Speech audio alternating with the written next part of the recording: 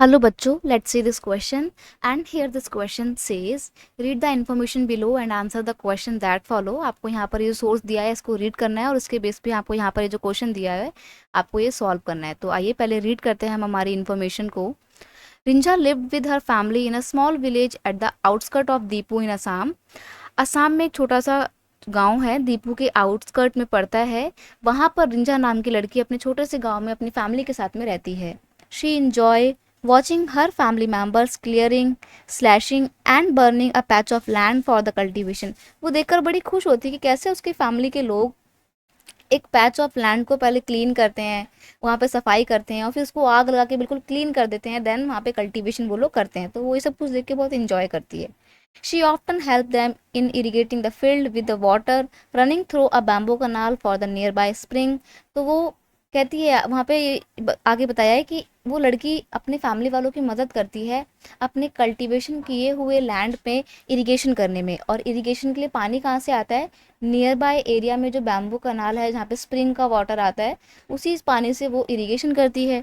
She loves the surrounding, उसको आसपास का यहाँ का एरिया बहुत अच्छा लगता है। And she want to stay here as long as she can, और वो यहाँ पर जितना लंबा समय तक चाहे वहाँ पे रहना चाहती है क्योंकि उसको बहुत अच्छा लगता है। But this little girl has no idea about the declining fertility of the soil and her family search for a fresh a patch of land in the next season. लेकिन उस छोटी बच्ची को बिल्कुल भी आइडिया नहीं है कि कैसे उनके एरिया की सॉइल की फर्टिलिटी डिक्लाइन हो रही है, कम हो रही है, और इसी वजह से उसकी फैमिली एक नए लैंड को खोज रही है ताकि नेक्स्ट सीजन में वहाँ पर कल्टीवेशन की जा सके। तो यहाँ पर इस सोर्स को पढ़ के आपको अंदाज़ा लग गया होगा कि हम कौन सी कल्टीवेशन की बात कर रहे हैं।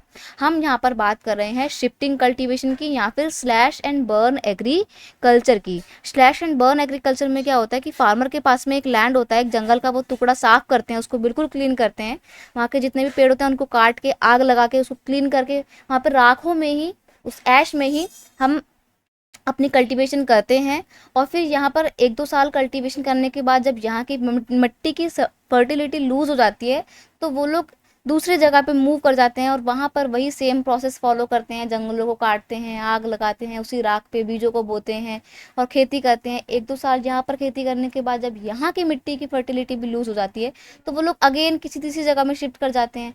वो लोग शिफ्ट इसलिए कर जाते हैं, वो लोग अपना लैंड इसलिए छोड़ देते हैं क्योंकि उनकी जो सॉइल है उसकी फर्टिलिटी लूज हो जाती है और वो लोग किसी भी तरीके के आर्टिफिशियल मैन्योर्स का या फर्टिलाइजर का इस्तेमाल नहीं करते हैं। वो लोग नेचुरली ही उस मिट्टी की फर्टिलिटी को ऑब्टेन करने में मदद करते हैं, यानी कि वो चाहते हैं कि वो लैंड अपने आप ही नेचुरली वो मिट्टी अपनी फर्टिलिटी ऑब्टेन कर ले, दोबारा से खुद ही रिप्लेनिश हो जाए। राइट, तो यहाँ पर हमने जो प्रोसेस पढ़ा ये था शिफ्टिंग कल्टीवेशन का या फिर स्लैश एंड बर्न एग्रीकल्चर का, जिसके बहुत सारे लोकल नेम हैं। क्वेश्चन देखते हैं हमारे से क्या पूछा है।